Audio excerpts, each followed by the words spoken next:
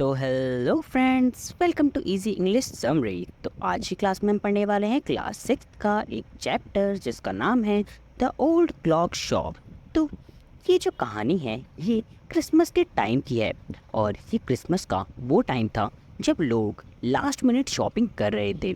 मतलब लोग अपने घरों में क्रिसमस सेलिब्रेट करने जा ही रहे थे और लास्ट मिनट में उन्हें जिन जिन चीज़ों की ज़रूरत थी उसकी शॉपिंग वो लोग कर रहे थे। और ये बात है यूएसए की, यूनाइटेड स्टेट ऑफ अमेरिका में एक सॉल्ट लेक सिटी है। ये कहानी उसी जगह की है और वहाँ पर लगभग सारी दुकानें जो हैं वो बंद हो चुकी थी, लेकिन वहाँ पर एक पुरानी दुकान थी, पुरानी घड़ी की दुकान थी जो कि खुली हुई थी। और वहाँ पर एक आदमी जिसका नाम रे था वो काम कर रहा था।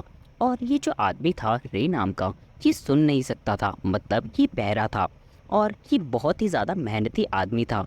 ये कुछ काम कर रहा था किसी घड़ी के साथ, कुछ रिपेयरिंग या और कुछ कर रहा था। और जैसे ही इसने रिपेयरिंग ख़त्म करी, ये अंदर की तरफ जाने लगा, अपने शॉप में अंदर की तरफ जाने लगा। और वैसे ही इसने नोटिस किया कि अचानक से इसकी जो शॉप है उसका गेट खुला और ठंडी ठंडी हवाएं अंदर आने लगी। उसने नोटिस किया कि वहाँ पर दो लोग खड़े हैं, जिनमें से एक 20 साल का था और दूसरा 50 साल का था।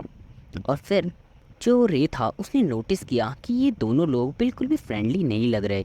उनकी आंखों से ऐसा लग रहा था जैसे वो बहुत ही खतरनाक है और गुस्से में है। और फिर जो रे है वो बाहर की तरफ आया, उसने उन्हें ग्रीट किया और फिर उसने एक पेपर के ऊपर, एक नोट पैड के ऊपर लिखा, how may I help you. मैं सुन नहीं सकता, आई एम डेफ, और how may I help you मतलब कि वो उनसे बोलता है कि मैं आपकी किस तरीके से हेल्प कर सकता हूँ। मैं सुन नहीं सकता तो आपको लिख कर ही मुझे बताना पड़ेगा। तो ये सुनने के बाद जो वो 50 ईयर्स ओल्ड मैन था जो कि इसके सामने खड़ा था, वो थोड़ा सा मुस्कुराया। और जो उसकी मुस्कुराहट थी वो थोड़ी क्रीपी थी। और जो दूसरा बंदा था वो 20 साल का, वो गेट पर ही खड़ा था, वो गेट के पास ही खड़ा रहा पूरे टाइम।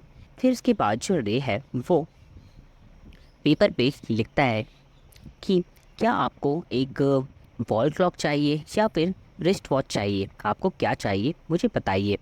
फिर जो वो आदमी है वो फिर से स्माइल करता है, थोड़ा क्रीपी तरीके से ही स्माइल करता है। फिर जो वो 50 ईयर्स ओल्ड मैन होता है वो हल्का सा पीछे मुड़ता है, तो जो रे है वो देखता है कि उस आदमी के पास एक गन होती है और उसका दूसरा हाथ उसकी पॉकेट में होता है। फिर रे को ऐसा फील होता है कि ये पक्की बात है कि ये लोग मुझे लूटने ही आए हैं, ये लोग मेरा सारा पैसा और सब कुछ लूट के ले जाएंगे।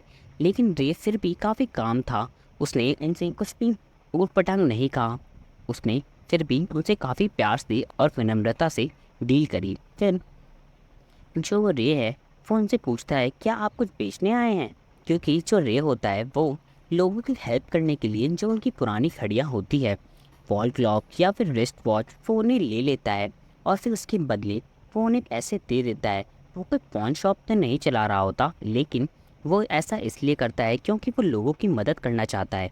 वो सोचता है कि हमें ज़रूरतमंद लोगों की हेल्प करनी चाहिए। और वो हमेशा ऐसा करता है कि लोग जब उसे घड़ी देते हैं तो वो जितने पैसे उनको देता है वो सेम उतने ही पैसे जब उन्हें वो घड़ी वापस देता है तब भी लेता है। वो किसी भी तरीके का इंटरेस्ट उनसे नहीं लेता।